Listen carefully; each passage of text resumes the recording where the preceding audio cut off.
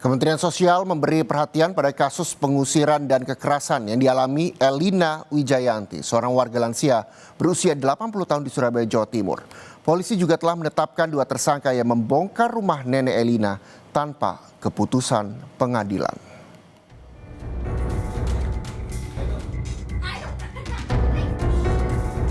Kasus dugaan pengusiran paksa yang menimpa Elina Wijayanti, seorang lansia berusia 80 tahun di Surabaya, Jawa Timur, terus menjadi perhatian publik.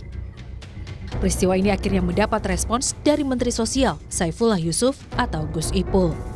Nenek Elina diduga diusir secara paksa dari rumah yang telah ia huni sejak 2011. Pengusiran itu disertai pembongkaran bangunan tanpa adanya putusan pengadilan. Peristiwa itu memicu keprihatinan luas, terutama terkait perlindungan terhadap kelompok rentan seperti lansia. Mensos menyatakan, setiap persoalan yang menyangkut hak dan perlindungan warga negara, khususnya lansia, harus ditangani sesuai prosedur dan hukum. Ini disampaikan Gus Ipul saat kunjungannya ke Geraha UNESA, Surabaya, Senin kemarin. Gus Ipul juga mengingatkan masyarakat agar tidak mudah terprovokasi dan menyerahkan penanganan kasus ini kepada aparat penegak hukum. Mari lansia, anak-anak, penyandang disabilitas itu adalah kelompok-kelompok rentan yang kita lindungi.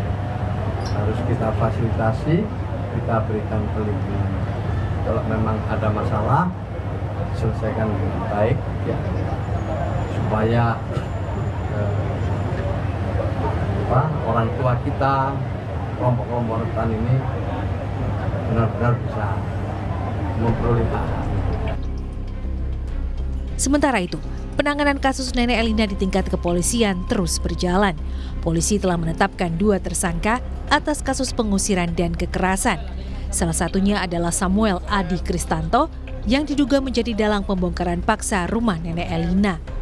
1 tersangka berinisial MY masih dalam proses pencarian. Samuel dilaporkan oleh kuasa hukum nenek Elina atas dugaan pengusiran dan kekerasan yang dilakukan secara bersama-sama. Samuel mengklaim sebagai pemilik sah bangunan, sementara nenek Elina menegaskan tidak pernah menjual rumah ataupun tanah yang ditempatinya. Polisi menyita 1 unit mobil pickup yang diduga digunakan untuk mengangkut barang-barang milik korban saat pengusiran terjadi. Tadi pemeriksaan ahli, kemudian kami juga gelar perkara menetapkan tersangka terhadap 2 orang, yaitu SAK dan MY.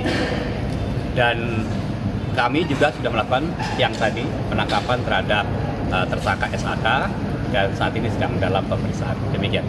Untuk MY sendiri, MY masih tim kami masih di lapangan untuk melakukan penangkapan terhadap MY.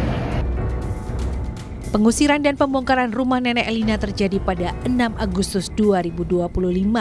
Usai kehilangan tempat tinggalnya, nenek Elina terpaksa pindah ke indekos miliknya di kawasan Balongsari, Surabaya. Sejumlah dokumen penting, termasuk sertifikat rumah dan barang-barang pribadi korban, dilaporkan hilang.